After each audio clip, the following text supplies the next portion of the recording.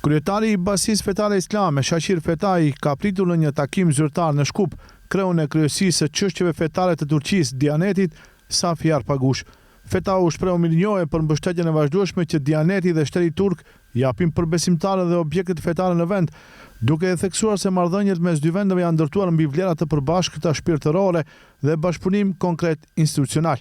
Ai veçoi si simbol të këtij partneriteti xhaminë e madhe të Shkupit, të cilën cilësoi si bukuroshe e maqenisë, duke nënvizuar rëndësinë e saj për besimtarët dhe për vetë qytetin e Shkupit.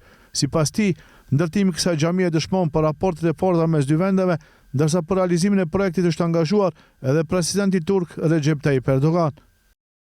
Ne falenderojmë edhe Dianetin e Turqisë dhe gjithë faktorët e institucioneve të Turqisë për mundin e madh që kanë dhënë në arritjen e punëve deri në këtë moment në xhaminë e Shkupit, ku tashmë valet namazet e gjatë muajit të Ramazanit, vetëm veçanti namazi i Yatsis me bashkë me Taravit, ku vërtet xhamia është përplot e mbushur por ka edhe musafir nga gjithë Republika e Maqedonisë. Të gjitha këto projekte që na vijnë nga Republika e Turqisë dëshmon se Republika e Turqisë me Dianetin dhe institucionet e saj gjithmonë është në shërbim të bashkësive islame këtu në Ballkan e në veçanti në shërbim të besimtarëve. Ajo që na gëzoi pa mas ishte iniciativa e kryetarit të Dianetit që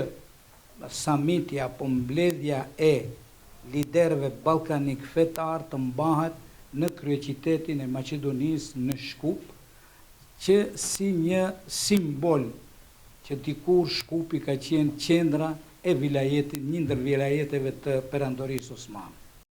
Në fjalën e tij, Arpagush theksoi se për besimtarët nuk ekzistojnë kufi ndarës, duke rikujtuar parimin se të gjithë muslimanët janë vëllezër. Ai u shpreh se Dianeti është në shërbim të besimtarëve, jo vetëm në Maqedoninë e Veriut, por edhe në Ballkan, Afrikë, Azi dhe Europë, përmes projekteve arsimore, humanitare dhe bursave për studentët që studiojnë në Turqi.